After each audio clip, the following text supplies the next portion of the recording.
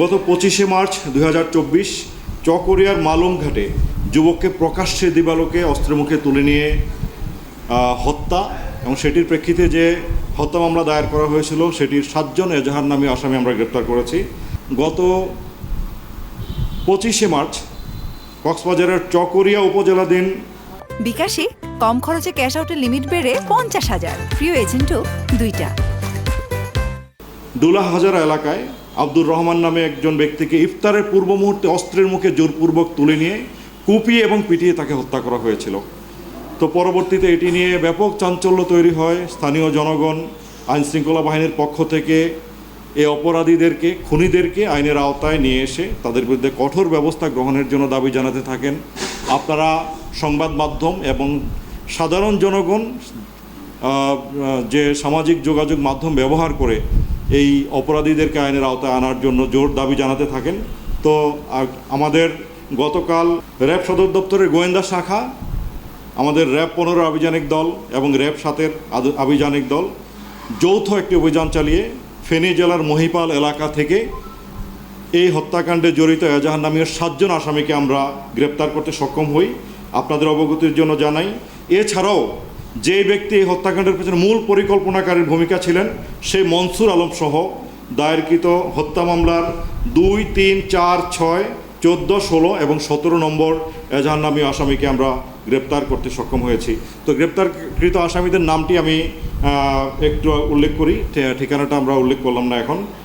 নাম 1 মোহাম্মদ নুরুল আলম, পিতা আক্তার আহমদ, জনাব শাহ আলম, পিতা সৈয়দ আলম, আবু বকর, পিতা নূর আহমদ, আজিজুল হক, পিতা সিদ্দিক আহমদ, মনসুর আলম, পিতা সৈয়দ আহমদ, মোহাম্মদ হানিফ, পিতা ইব্রাহিম খলিল, নুরুল আনোয়ার, পিতার নাম হচ্ছে আক্তার আহমদ। এই 7 জন ব্যক্তিকে আমরা গতকাল তাদেরকে গ্রেপ্তার করতে আমরা সক্ষম হয়েছি। এবং আমি আপনাদেরকে আরও জানাতে চাই, আপনাদের মাধ্যমে আরও জানাতে চাই, এই হত্যাকাণ্ডের ঘটনায় নিহতের স্ত্রী সাবিনা ইয়াসমিন বাদী হয়ে মোট 19 জনের বিরুদ্ধে একটি হত্যা মামলা দায়ের করেছিলেন এবং আরও অজ্ঞাতনামা 10-15 জনের কথা তিনি উল্লেখ করেছিলেন।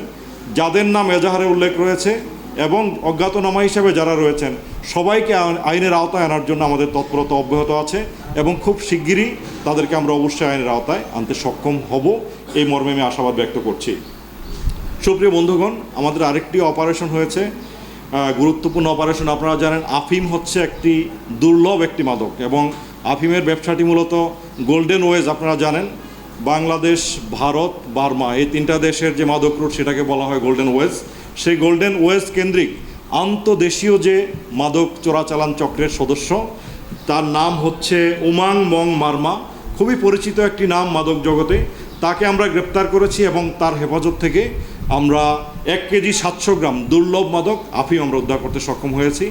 এবং অন্যান্য মাদক ব্যবসার মাধ্যমে যারা দেশের যুব সমাজকে সর্বনাশের দিকে এগিয়ে দিচ্ছে সেই ব্যক্তিদেরকে আইনের আওতায় আনা এবং মাদক ব্যবসা নির্মূল করার জন্য যে পদক্ষেপ গ্রহণ করা দরকার আমরা র্যাব 15 থেকে এবং সর্বোপরি রাষ্ট্রীয় বিভিন্ন সংস্থার সহযোগিতায়, বিভিন্ন স্টেক হোল্ডারদের সহযোগিতায় আমরা র্যাবের পক্ষ থেকে সে ধরনের পদক্ষেপ গ্রহণ চলমান রয়েছে। আপনাদেরকে ধন্যবাদ।